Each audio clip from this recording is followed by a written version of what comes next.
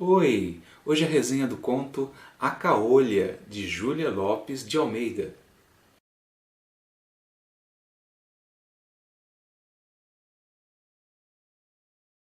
Imagine uma mulher sem nenhuma beleza.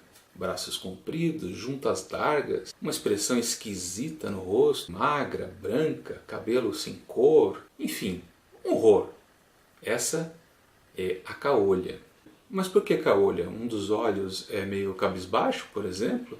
Na verdade, ela não tem o olho esquerdo. A órbita está vazia, ainda por cima há uma certa secreção que vaza pelo olho, cheio de pus. Enfim, é uma mulher que dá medo nas crianças e também causa repulsa aos adultos. E para piorar a situação, ela tem um filho, o Antonico, que, pobre coitado, ele sofre consequências dessa mãe não muito atraente que ele tem. Enquanto ele é pequeno, sofre com isso em qualquer lugar que ele vá, na escola, andando pela rua. Depois, quando ele começa a crescer e tenta arranjar algum ofício, ele também não consegue muito, né? Porque o pessoal começa a encher o saco dele por causa da mãe. Ah, lá vem o filho da caolha. E sempre assim, ele vai crescendo e esse estigma da mãe sempre o persegue. Enquanto ele era pequeno, ele não ligava para o horror que era a face da mãe.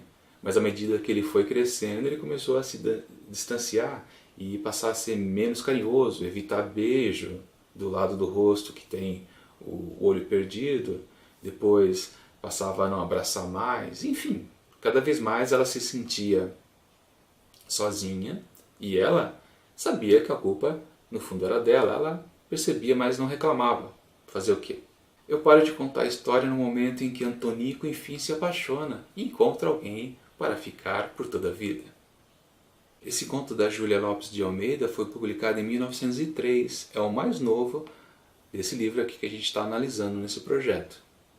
Eu confesso que eu nunca tinha ouvido falar dessa autora, e quando eu pesquisei sobre ela, eu descobri que eu não conhecia nenhuma das obras que ela escreveu. Acho que nenhuma delas se tornou conhecida, para falar a verdade, pelo menos em nome. Uma grande curiosidade sobre a autora é que ela foi uma das 40 personalidades que começaram o projeto da Academia Brasileira de Letras. Só que ela acabou não sendo uma das imortais, porque o pessoal foi meio machista na época e resolveu excluir a única mulher que tinha naquele grupo. E quem substituiu ela foi exatamente o seu marido, que também era um escritor.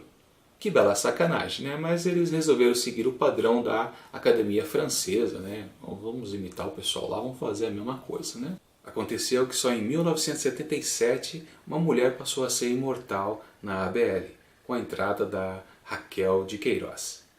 Curioso esse caso machista daquela época, depois que ontem a gente comentou que o conto do João do Rio causaria repulsas, hoje em dia, às feministas. Na verdade, a gente precisa lembrar que o organizador dessa seleção de contos, ele fez por um certo gosto pessoal, ele não foi só com questões acadêmicas para dizer, não, esse conto é realmente importante, tem sentido, depois de um conto que pode soar machista hoje em dia, vir um conto que é um exemplo de machismo lá daquela época, do começo do século.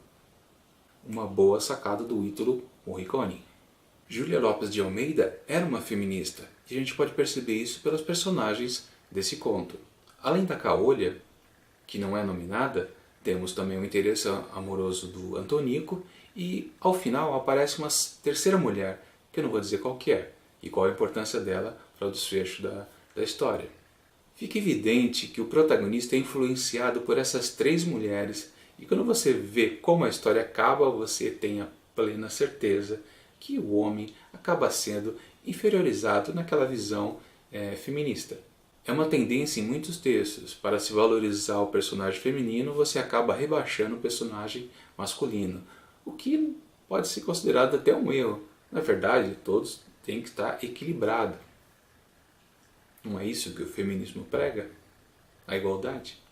Agora, falando especificamente sobre o fim do conto, eu achei uma pequena falha, porque essa terceira personagem que aparece, essa terceira mulher, ela vem com uma informação que resolve toda a história. E quando passamos a saber disso, a gente deduz tudo. Mas há uma frase final, na verdade, uma fala de uma das personagens, que repete exatamente o que a gente acabou de descobrir. Essa fala acaba ficando um excesso, uma gordura do texto, não precisava dela. Uma outra informação poderia ser colocada apenas para arrematar o texto, mas não precisava repetir exatamente o que a gente acabou de descobrir pelos próprios olhos. Quando isso acontece, parece que o autor não tem a certeza que o leitor compreendeu exatamente o que aconteceu o tempo todo na história. Não, né? O leitor sempre é inteligente. Ele sabe sacar as coisas. Então agora a minha avaliação. Se não fosse por esse deslize exatamente no último parágrafo, eu certamente daria 4 asteriscos. Mas, por causa dessa falhinha pequenininha, mas que compromete um pouco, eu baixo para 3,5 asteriscos. Bom, é isso. Amanhã, quarta-feira, mais um conto dos 100 melhores contos brasileiros do século. E até mais!